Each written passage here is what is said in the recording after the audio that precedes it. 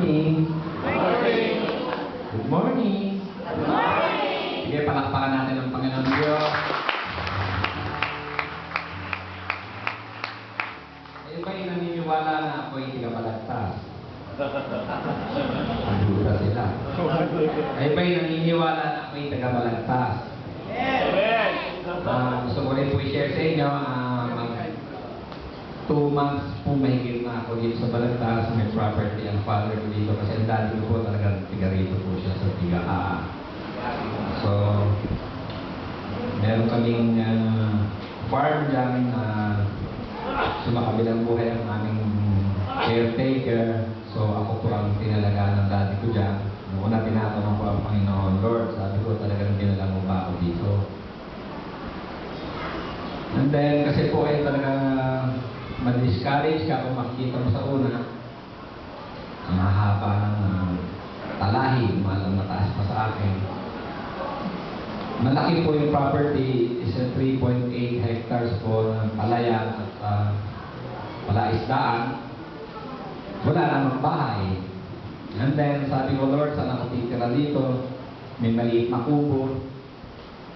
Tuwing umaga, nagpe-pray ako ng devotion sa Lord. Tinatanong ko palagi ang Panginoon after my prayers. Kung talagang, Lord, dinala mo ba talaga ako dito?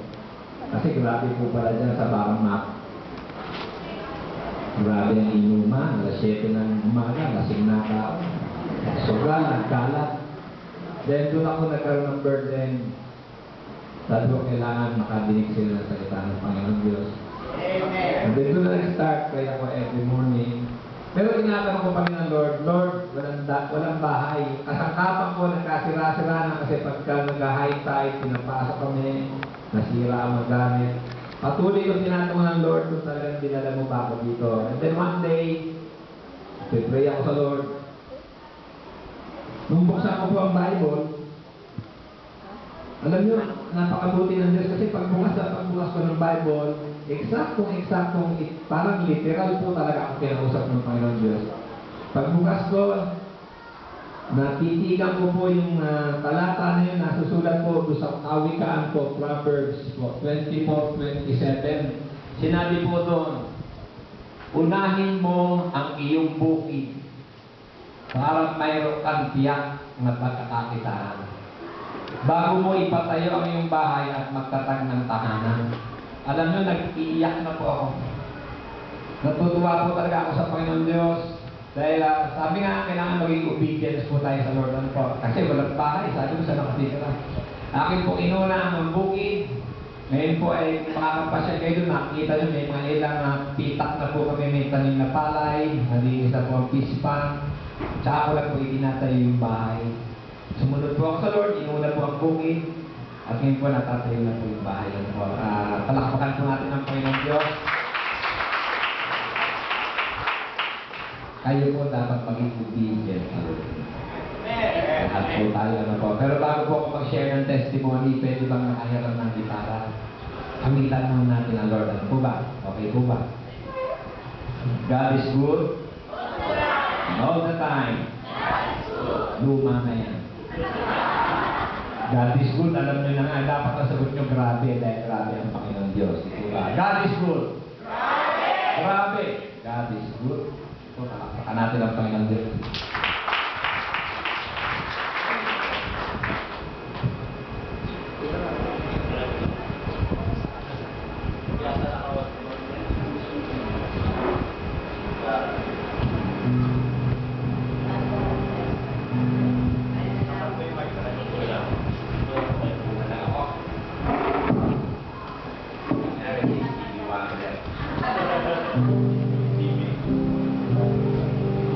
Ako po yung nagpapasalamat sa Panginoon Diyos. Ako po yung sakit ng ulo ng tatay ko. Matagal naging alipin ng drugs, sinira ng drugs. Salamat sa Panginoon Diyos sa kayo pinulot ng Panginoon Diyos. Binago ng Panginoon Diyos ako. Kayo ba'y naniniwala na ako'y bago na? Buta pa rin sila. Kayo ba'y naniniwala na ako'y bago na?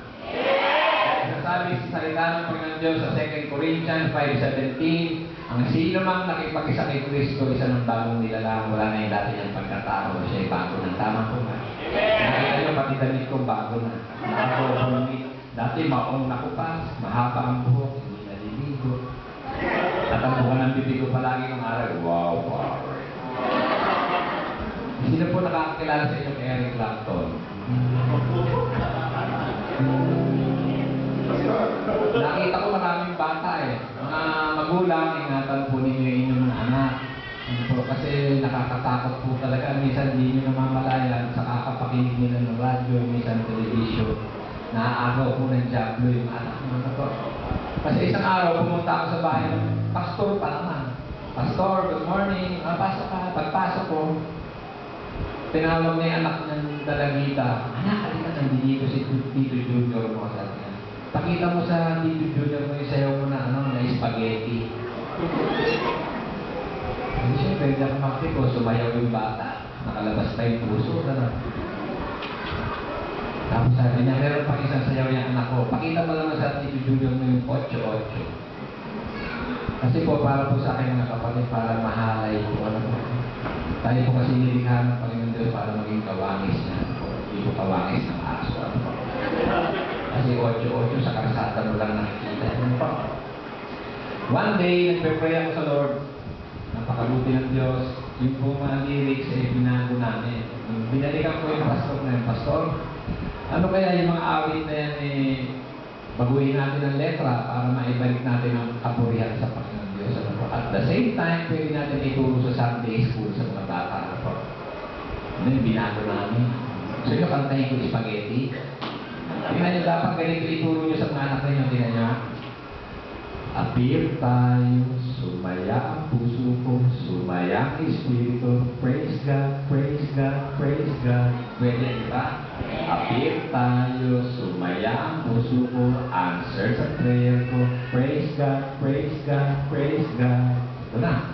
Kristiyanong pababa, wala kang mapapala. Kristiyanong pataas, ang faith mo'y lalakas. Kristiyanong pababa, wala kang mapapala. Kristiyanong pataas, ang faith mo'y lalakas ng lalakas. Amen po ba?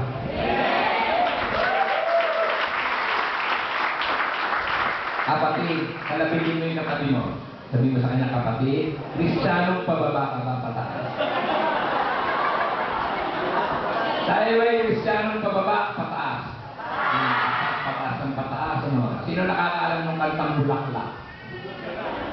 Tingnan nyo, pwede rin baguhin. Tingnan nyo, ang ganda-ganda, ang ganda-ganda, ang gandang maging anak ng Diyos. Ang saya-saya, ang saya-saya, ang sayang maging anak ng Diyos. Ang ganda-ganda, ang saya-saya, ang galing maging anak ng Diyos. Bubukas ang puso, papasok si Kristo. Mananahan sa puso, buhay magbabago. Sipain mo. Lalaya sa Diablo, boom, yeah, yeah. Lalaya sa Diablo, boom, yeah, yeah. Buhay magbabago. Ikaw, palakpakan natin. Ingatan ninyo yung mga napalakin po natin sila sa araw at tulpunin natin, Panginoon Diyos. Ano po? Ngayon, ang tanong ko sa inyo, ilang years na ang church na to, Pastor? Tagal na. So, nangangahulog ang tapat ng Diyos. Di po ba? Tapat mo ba ang Panginoon Diyos? Mabuti ba ang Panginoon Diyos? Kayo ba tapat sa Diyos? Pagkain natin ang tapat. Parang hirap sumagot. Ano po? Dahil kilala po tayo lahat ng Panginoon Diyos. Ano po? Alam ng Lord, ang laman ng puso ng bawat sa inyo. Ulitin ko, tapat ba ang Panginoon Diyos? Mabuti ba ang Panginoon Diyos? Kayo ba tapat sa Diyos? Hindi kung tapat ang Panginoon Diyos, sabihin natin ang Panginoon. Ano po? Kasi ang kanta ko ng araw, ganito.